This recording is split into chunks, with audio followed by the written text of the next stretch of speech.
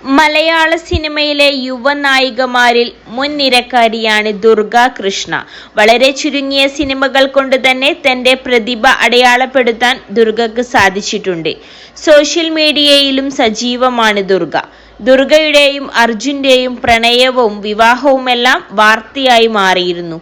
ഇപ്പോഴിതാ മിർച്ചി മലയാളത്തിന് നൽകിയ അഭിമുഖത്തിൽ തങ്ങളുടെ പ്രണയ കഥ പറയുകയാണ് ദുർഗ. ഉണ്ണിയേട്ടൻ എന്നെ പ്രപ്പോസ് ചെയ്യുന്നത് ട്രെയിനിൽ വെച്ചായിരുന്നു. പെട്ടെന്ന് കിസ് ചെയ്തിട്ട് ഐ ലവ് യു പറഞ്ഞപ്പോൾ ഞാൻ പേടിച്ചുപോയി. ഇത്രയും ആൾക്കാർ ഉള്ളതല്ലേ, അതുകൊണ്ട് ഐ ലവ് യു ടു എന്ന് പറഞ്ഞ് തിരിഞ്ഞിരിക്കുകയായിരുന്നു ഞാൻ. അത് കഴിഞ്ഞ് തിരിച്ചെത്തിയ ശേഷം ഞാൻ ഒരുപാട് നേരമിരുന്ന് ചിന്തിച്ചു. എന്നിട്ട് ആളെ വിളിച്ചു. ഇത് ശരിയാകില്ല, എനിക്ക് കരിയർ നോക്കണം എന്ന് പറഞ്ഞു. പിന്നെയും ഞങ്ങൾ തമ്മിൽ ബന്ധമുണ്ടായിരുന്നു, മനസ്സിലുണ്ടായിരുന്നു. പുള്ളിയുടെ പെരുമാറ്റത്തിലും സംസാരത്തിലുമാണ് ഇഷ്ടം തോന്നിയത്. ഒരിക്കലും അർജുന്റെ ലുക്കല്ല ഞാൻ നോക്കിയത്. ലുക്കൊക്കെയാണ് നോക്കുന്നതെങ്കിൽ അതൊക്കെ പിന്നീട് മാറും. ഞാനും മാറും, ഉണ്ണിയേട്ടനും മാറും.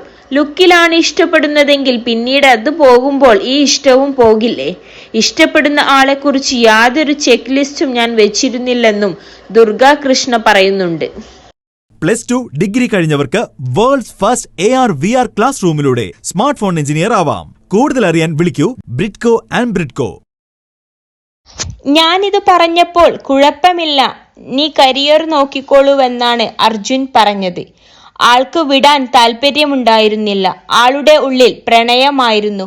പക്ഷെ എൻ്റെ ഉള്ളിൽ അങ്ങനെ ഫീലിംഗേ ഉണ്ടായിരുന്നില്ല. ആൾ എപ്പോഴും വിളിക്കും, ഞാൻ അങ്ങോട്ട് വിളിക്കുകയോ മെസ്സേജ് അയക്കുകയോ ചെയ്യുമായിരുന്നില്ലെന്നും ദുർഗ പറയുന്നു.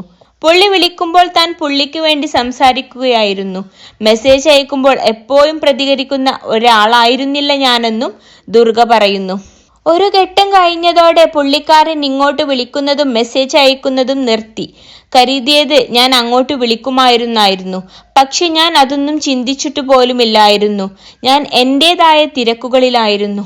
ഞങ്ങൾ പ്രേമത്തിലാണെന്ന ചിന്ത പോലും എനിക്കുണ്ടായിരുന്നില്ല. പിന്നീട് പുള്ളിക്കാരൻ എനിക്ക് മെസ്സേജ് അയച്ചു. താല്പര്യമില്ലെന്ന് മനസ്സിലായി. All the best for your career എന്ന് പറഞ്ഞ് ബ്ലോക്ക് ചെയ്തിട്ട് പോയി. പക്ഷെ ഞാനത് കാര്യമാക്കിയില്ല. ആണോ, എന്നാ ശരിയെന്ന് പറഞ്ഞു.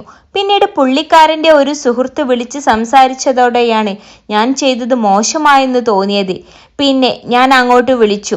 അതോടെയാണ് ഞാൻ ആത്മാർത്ഥമായി പ്രണയിക്കാൻ തുടങ്ങുന്നത് എന്നും ദുർഗ പറയുന്നു. ഉടൽ ആണ് ദുർഗയുടേതായി ഒടുവിൽ പുറത്തിറങ്ങിയ സിനിമ. ധ്യാൻ ശ്രീനിവാസനും ഇന്ദ്രൻസുമായിരുന്നു ചിത്രത്തിലെ മറ്റ് പ്രധാന താരങ്ങൾ. മികച്ച പ്രതികരണങ്ങളായിരുന്നു സിനിമയ്ക്ക് ലഭിച്ചത്.